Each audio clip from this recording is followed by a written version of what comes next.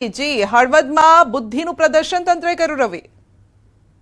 હળવદ નગરપાલિકા દ્વારા ગટરનું પાણી સીધું કેનાલમાં છોડવામાં આવતું હોવાના આક્ષેપો સામે આવ્યા છે। ત્યારે તાજેતરમાં અમદાવાદમાં ડ્રેનેજનું અને પાણીનું પાણી ભળી જતા અનેક લોકો બીમાર પડ્યાની ઘટના પણ સામે આવી હતી। પણ તે જ રીતે હળવદમાં પણ આવી સ્થિતિ સર્જવાની ભીતિ વ્યક્ત થઈ રહી છે। આવનારા દિવસોના કેનાલના પાણી છોડવામાં આવશે ને ત્યારે ગટરનું પ્રદૂષિત પાણી તેની સાથે ભળીને લોકો સુધી પહોંચશે તો આરોગ્યનું મોટું સંકટ ઊભું થઈ શકે તેવી પરિસ્થિતિનું નિર્માણ થયું છે। સમગ્ર મામલે નગરપાલિકાની કામગીરી અને બેદરકારી સામે સ્થાનિકોમાં ભારે રોષ જોવા મળી રહ્યો છે તથા જવાબદાર તંત્ર સામે પણ સવાલો ઉઠી રહ્યા છે।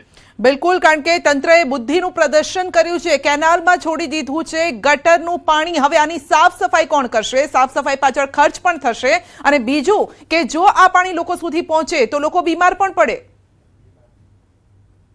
ચોક્કસથી આ પાણી એટલું ખતરનાક હોય છે કે ભળવાને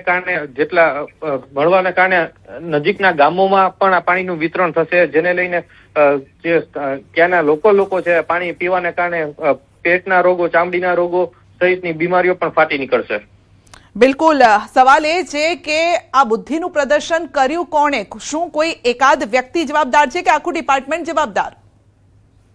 હાલ તો કોઈ ચોક્કસ નામ સામે આવી રહ્યું નથી, પણ ચીફ ઓફિસર પણ કહી રહ્યા છે કે આ ઘટનાની ખ્યાલ નથી, તપાસ કરાવીને હમણાં જાણ કરીશું તેવી માહિતી સામે આવી રહી છે।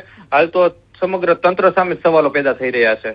જી રવિ, માની લો કે હવે આની સાફ સફાઈ તો કરવી જ પડશે, કારણ કે એના સિવાય કોઈ છૂટકો નથી, કારણ કે ત્યારબાદ ચોખ્ખા પાણી પણ નહેરમાંથી પસાર કરવાના હોય છે।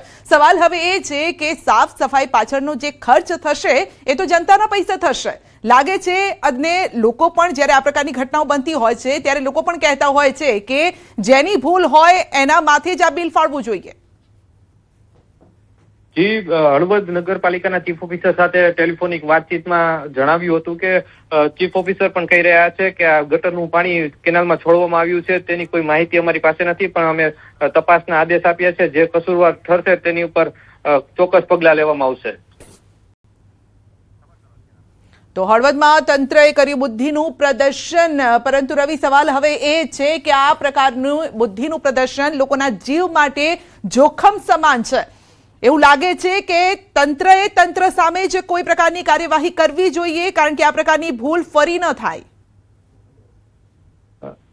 અત્યાર સુધીમાં તો હજી કોઈ ઉચ્ચ અધિકારીઓના નિવેદનો સામે આવ્યા નથી, કાર્યવાહી કરવાની વાત પણ સામે આવી નથી, પરંતુ આમાં ચોક્કસ કસૂરવાર સામે કડક કાર્યવાહી કરીને કડક દાખલો બેસાડવો જરૂરી બન્યો છે। જી રવિ, જ્યારે આપે ફોન કર્યો, કોને ફોન કર્યો હતો અને તેમનો જવાબ શું હતો?